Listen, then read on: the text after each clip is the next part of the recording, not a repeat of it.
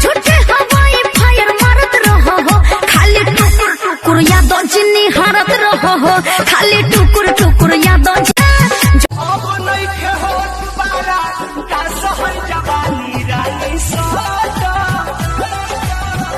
अब नइखे होत बारा का सहर जवानी रानी साटा।